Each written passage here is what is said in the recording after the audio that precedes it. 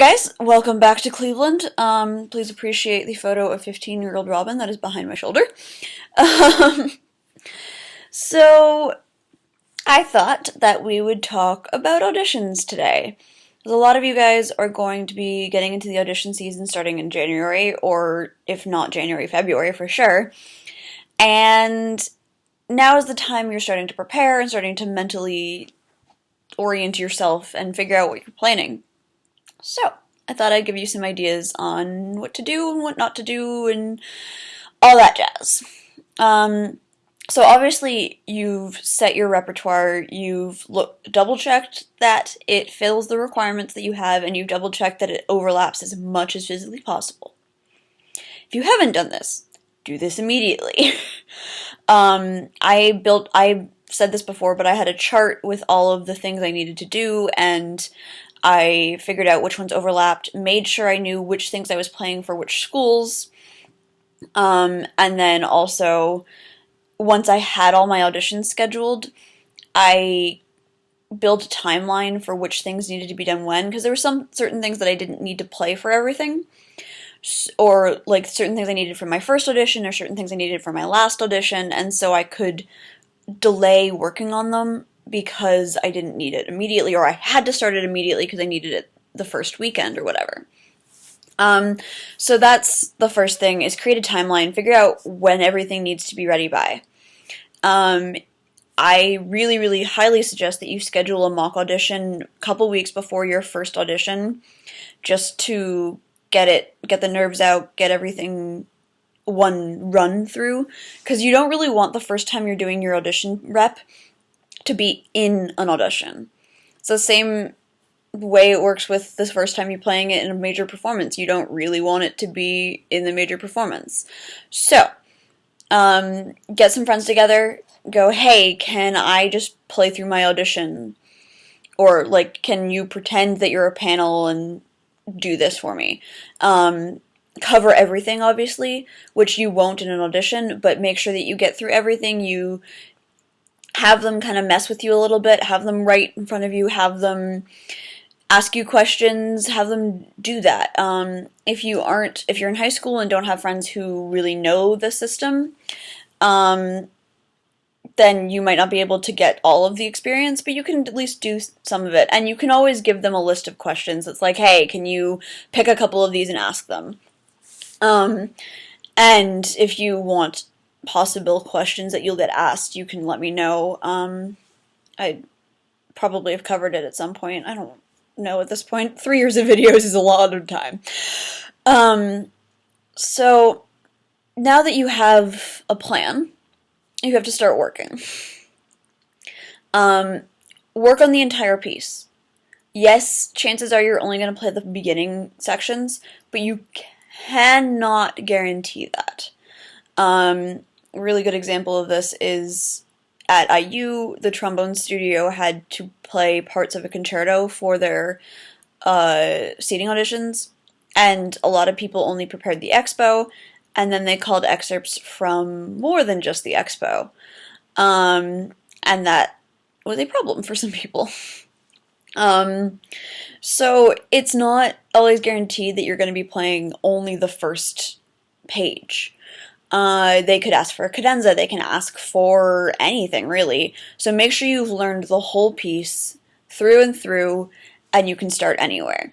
If you want to test that later in your practice, just open to a page and start, and see what happens.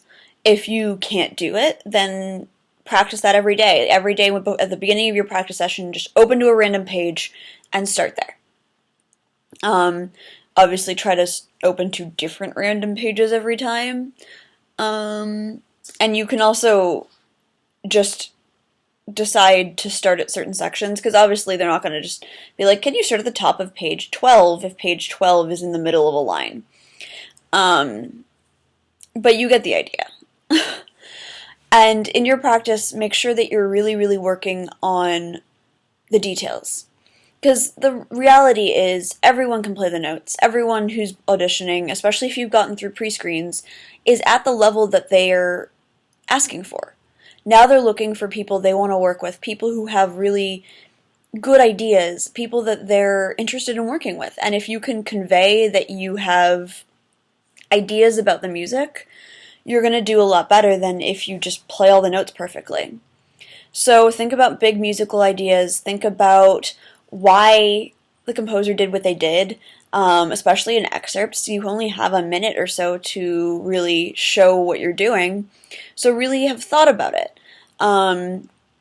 For excerpts, make sure you've listened to multiple recordings, which I've said quite a few times, but make sure that you have a really good knowledge of the excerpts, and also make sure you have a good knowledge of the piano part for things that you're playing in solo and auditions, because traditionally US auditions don't require a piano unless you're a singer.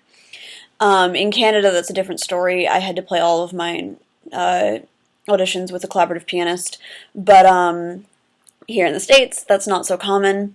So that means you're playing sonatas and concertos and things that are meant to be played with accompaniment without the accompaniment. But you still have to express that you know these things. So playing along with recordings is kind of iffy because it's hard to do, and it's also like you can't just isolate the piano part. But make sure you've listened to recordings, study the score, mark some things in if you have to. They might ask that. But make sure you're really not just learning the instrumental part. Piano's an instrument, sorry. Make sure you're not just learning the solo part. Because that's not learning the whole piece. And consistent work is your best bet. Especially if you're in high school, I know you're doing a ton of things, and also in college, if you're a senior, you know what spring semester is like. You know it's going to be really busy and you're going to have a million recitals and things like that to do. So make sure that you do some work every day. It might not be enough, or enough that you think you should be doing, but if you get half an hour of good work, that's better than nothing.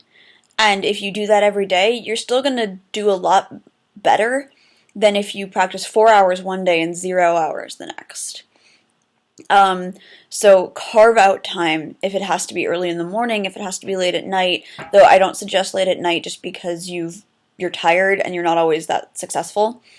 But if you have to cut your lunch in half and practice for a little bit and then eat, that's what you have to do. And it sucks, I know, but auditions are really important, and if you're really set on music school and grad school or undergrad, that's kind of what you have to do.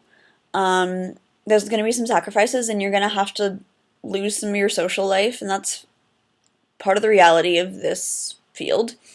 So you don't always get to have a social life. But that's kind of what it is. So basically, my major tip is have a plan. Like, what you can be doing now is making your plan. Good luck to everyone who is waiting for marks and everything like that, and is waiting for pre-screening results. If you guys have any questions at all about really anything, let me know. And if you have video ideas, as always, let me know as well. And I will see you next week.